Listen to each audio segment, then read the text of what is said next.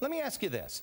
When they were taking buses and they were shipping people to the houses of these people in Connecticut, and they were having a circus and frightening children in those houses, why wouldn't you go and protect those people? Why wouldn't you go take the state police out there and shoo those people away? Why wouldn't you do that? Well, the police were there, and did they shoo them away? Assessing threats. Did they shoo them away? They made sure that the law was enforced. Our local and state police. Good for you.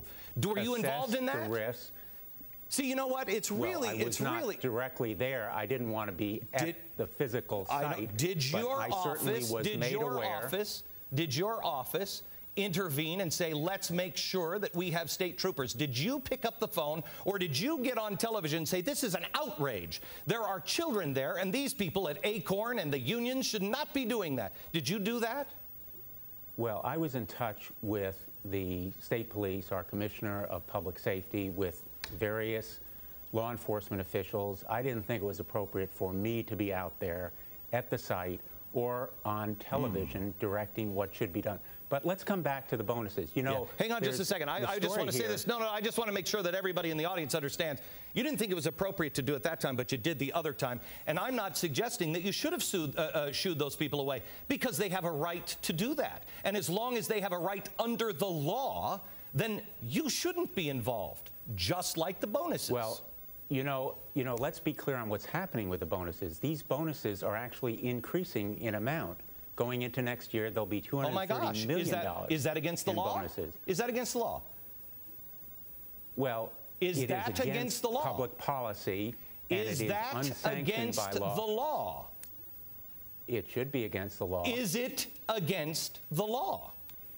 It's against the public policy. It is a yes or no question. Against the taxpayer. Counselor, it is a yes or no question. Is it against the law? By law. Yes or no? It is not against the law, and I've never said that it is against the law, and I've never said that we would. Then you know what you should do? You should enforce the law. You shouldn't use your bully pulpit to gain popularity. Look, you're more popular than I'll ever be on this issue. This is not me having you on and doing this to you. Does not make me popular or a favorite. Everyone is on your side on this issue.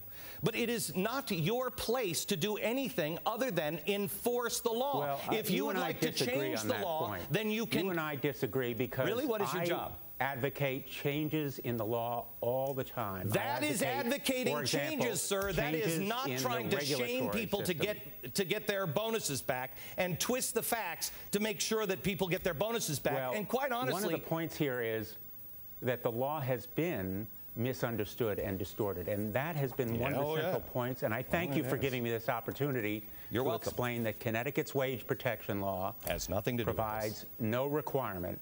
You may say it has nothing to do with it. It has nothing to do with it, sir. You are twisting it. No, it has everything to do with the excuse that AIG used to say we had to do that.